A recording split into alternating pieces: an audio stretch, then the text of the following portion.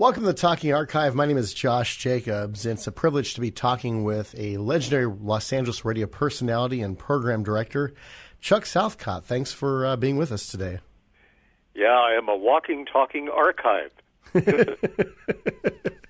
I'm glad you're I'm honored to say that, or hear you say that. That is.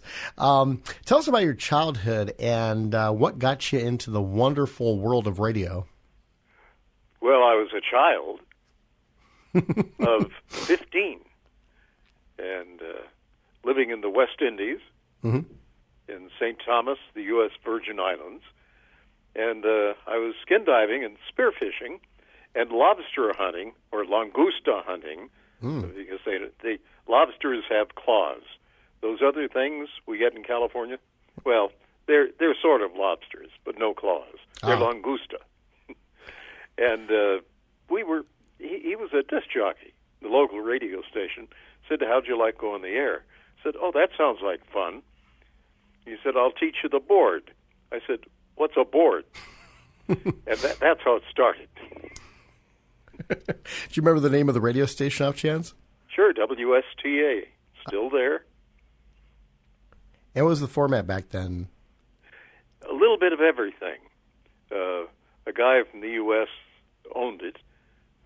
It went into the hands of a kid I went to school with down there who was a native of the islands, and he just passed away about 6 months ago. Wonderful guy. He grew to be kind of the hero of St. Thomas, which is the capital island of the USVI, and he was always on the air, helping people in distress during hurricanes. What was his name by chance? His name was Addie Otley. Okay. Yeah, and he did a morning shift, interviewed all the people he should, and was just a charming human being and a guy who smiled always and cared. One of the loveliest people I've ever known. That's great. And, the thing is that oftentimes you hear radio as a public service, but Eddie definitely sounds like somebody who not only, he did it, actually. Yeah, they did honor him quite a bit, and it was well-deserved. That's great. When was the last time you talked to him? Oh, gosh, he did start carrying my little tiny This Day in Music History, and he carried it for, 3 years.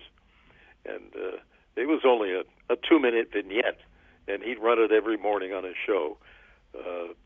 But the last time I heard from him, in fact, I went to Dodger Stadium because he carried Dodger games down there in the Caribbean. And as one of their stations, he couldn't get to the States. His doctor wouldn't let him. He had a heart thing. And he asked me to represent the station, which kind of surprised me, or surprised the other people there, because I knew them, including Mr. Scully. When I showed up as a representative of that station, it kind of confused them. Oh. Did you say I'm an alumni? Yeah, I did. I had to. Yeah. Now, how many times did you get to meet Vin Scully? We just lost him this last year. Oh, many times. He liked some of the music I played. In fact, one time he called, said, "I've been looking for Matt Monro." Matt Monro, British singer. Oh, yeah. He used to call him the English Frank Sinatra. He said, "I can't find him." So I put together a little tape, sent it to him, and he called and just left a message. "I'm listening to that every day on the way to the ballpark." I remember when I worked at Music of Your Life, which you were a program director of, that was the first time I discovered Matt Monro and really loved his voice and the song "Born Free," which a lot of people covered, but he, I think, did the best version of that tune, and died way too young. Yeah. He was. I saw him entertain one time here in town, and it was a good memory. Yeah, definitely. Now, after the Virgin Islands, where did you get into radio? What market did you go to after that? Well, of course, Bakersfield. Where else? There we go. I was playing the hits and talking like this. Do you have any air checks from that era? Thank heavens, no. Oh. The music was bad. I was bad, but we were number one. You know a little bit about ratings because you're a broadcaster, and you know what the ratings were for the top 40 station in an 8-station market? My guess, I'd say about a third of the people who were listening, like a 1/3 share, like a third of the people listening were listening to your radio station. It was better than that. It was a 68. Wow. Well, that was a rating system called Hooper, Mm. And they did it by telephone back in those days. Hooper was you always did better in Hooper. Mm. Wasn't it like the Arbitron or the now Nielsen of the day? Yeah, Pulse came along and was more like Nielsen of today. Oh, okay. Yeah. And that was 55 KAFY, which was Tiger Radio in Bakersfield, just like KFXM was Tiger Radio 590 in the Inland Empire. Yeah, same owner. Oh, okay. And do you have any like memorabilia from that era, like survey folders with your picture? They're around. People have shared those. It was the Fabulous 55. Yeah. And they gave me a name I have since lost. Mm-hmm. I was the ever-popular Johnny Knight. Oh, wow. Sure. But I learned to scream. Now, I read somewhere that one of the DJs that was envious of your talent was somebody that eventually would work for you in Fresno. Robert W. Morgan was envious of your talent. Tell me about that story. Well, he was envious of the fact that I got to work at Caffey, which was considered the show, that station, because of the ratings and the talk about it. Yet he was in a bigger market, Fresno. Mm. And I said, why are you so astounded and impressed that I worked there? He said, oh, man, that was the show. That was the show, that station. I wanted to get there. I said, okay. But, of course, he went on to do pretty well. Yeah, he did very well. At least we think he did. Everybody thought he did.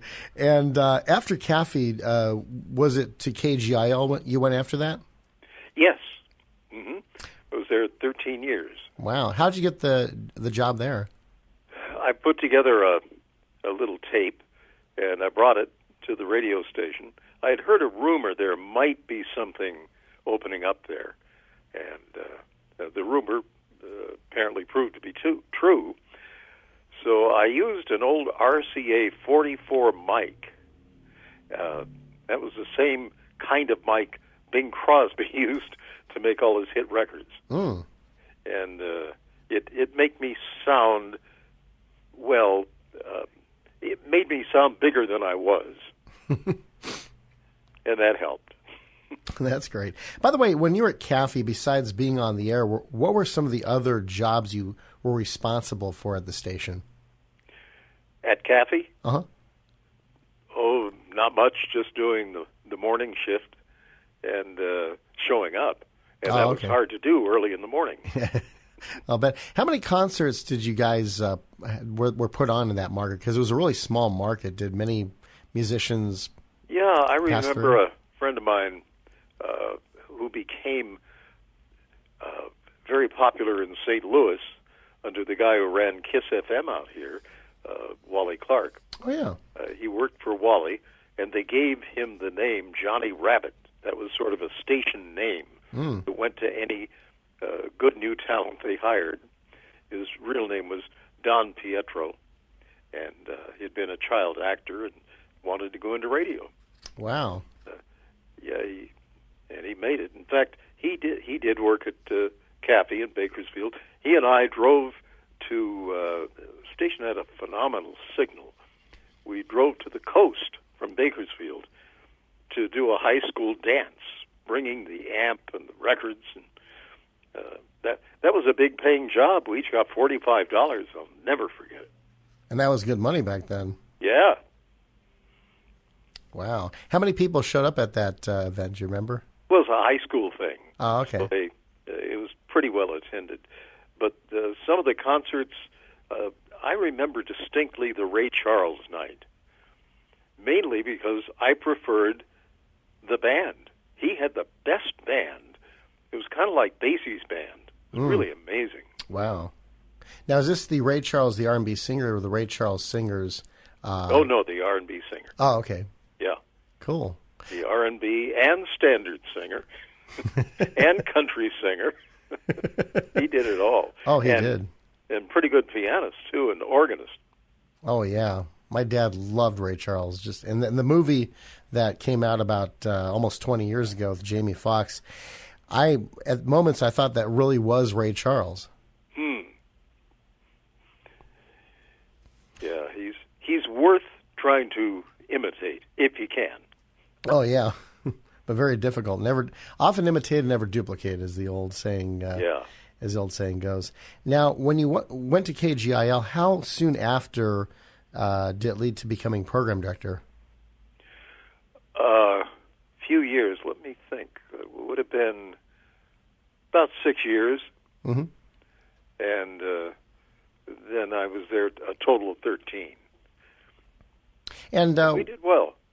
Yeah, it was a very popular station. And how much creative reign did upper management give you as PD? Well, I remember the program director, who was moved up to general manager, came to see me.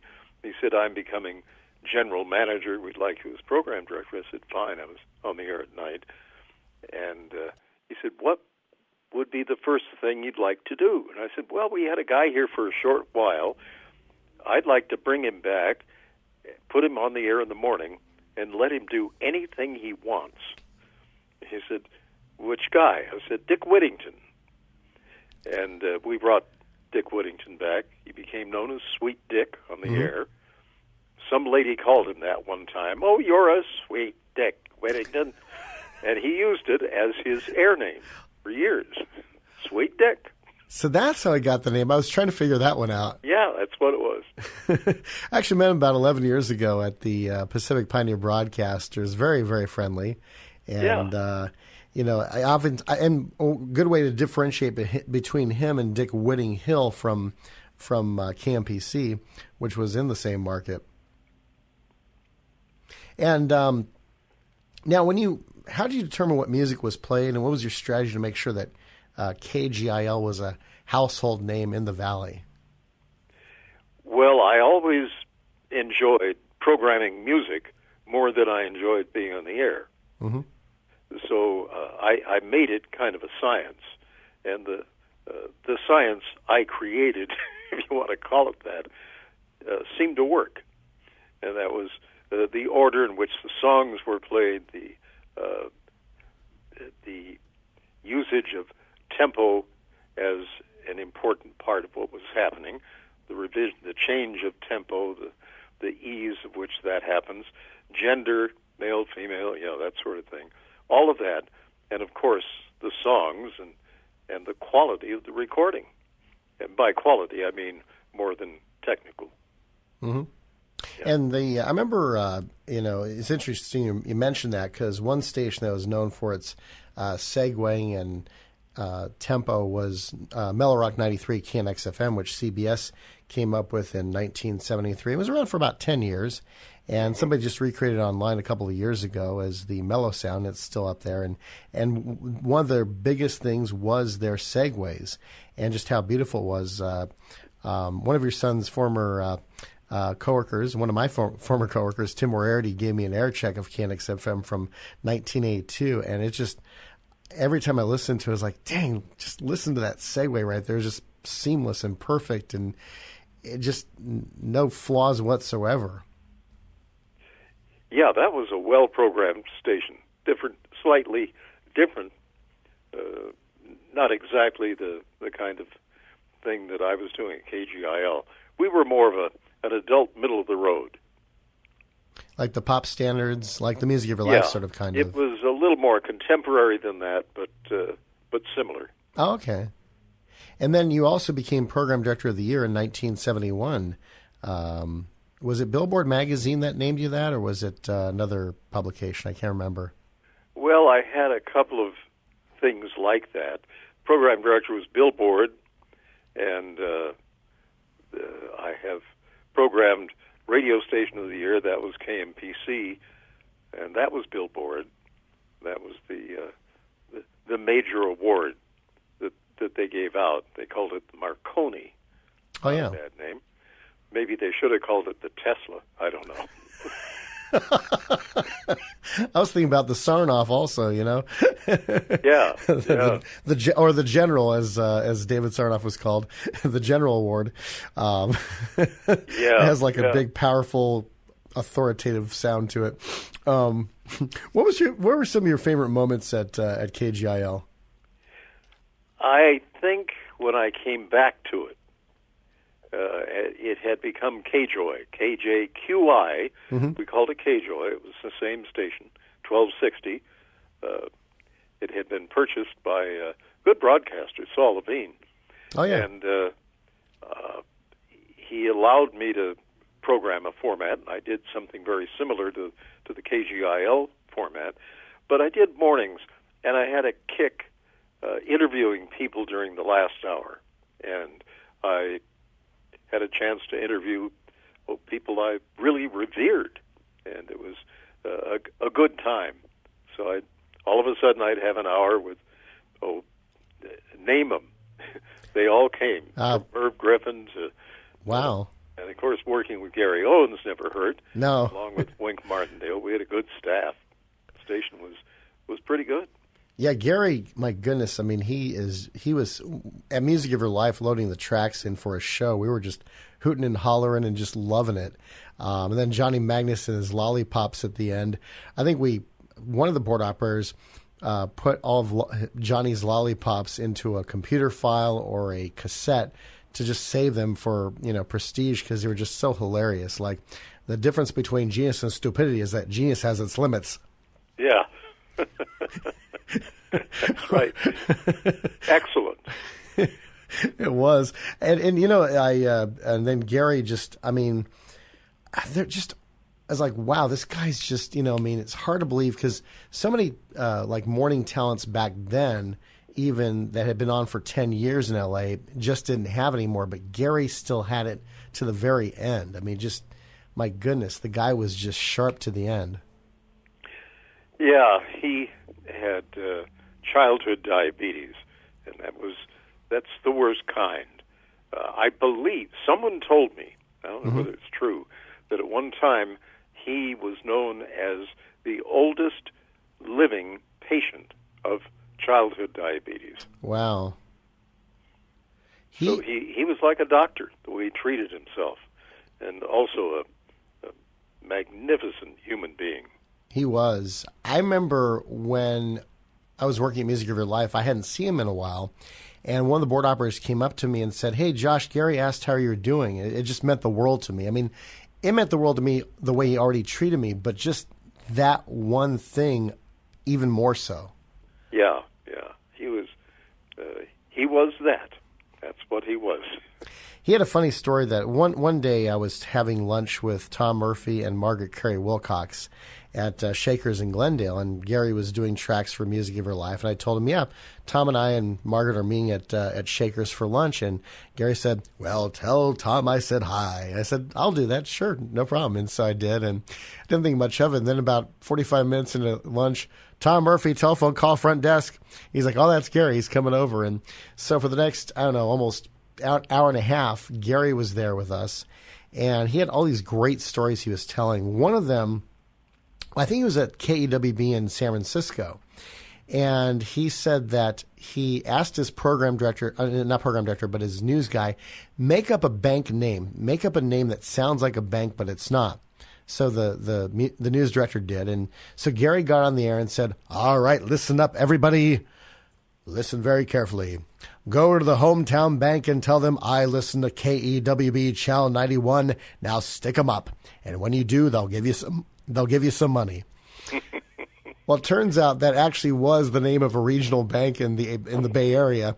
So some 9-year-old boy goes up to the teller and says, "I listen to KEWB Channel 91. Now stick 'em up." I think Gary said that was like the only time he ever had to apologize on the air was for that little faux pas. I remember I was asked to do something for some money. I mean, I actually got a voiceover gig one day, commercial, and the guy said, "Yeah, we'd like you to do a Gary Owens kind of sound."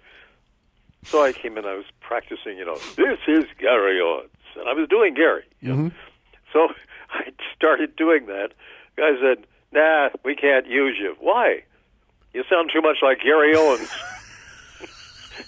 I said, "But that's what you said." He said, "Oh, no, we didn't mean sound like him. We just wanted that rich sound." I said, "Well, I guess I lost it." And Kreplach to you. Yeah, something like that. Gary might have said. That would be that would be a concept album. Something Gary might have said, or that's party. Right. Terrible. Or I told Gary about it later. He said, "You're lucky you didn't get that job." I said, "How's that?" "Well, I'm currently suing someone for trying to sound like me." So there you are.